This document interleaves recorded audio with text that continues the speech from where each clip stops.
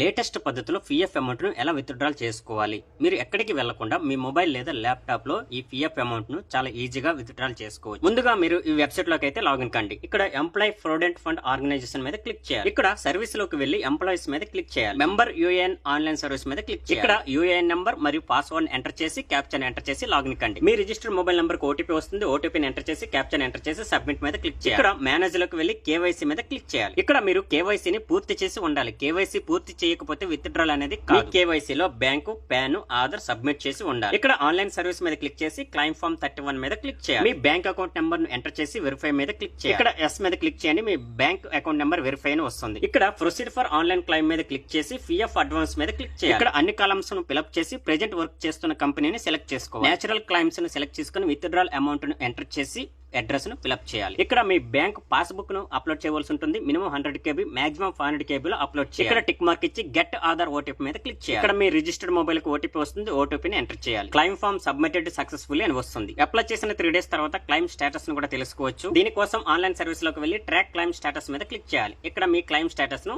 ఈజీగా చెక్ చేసుకోవచ్చు.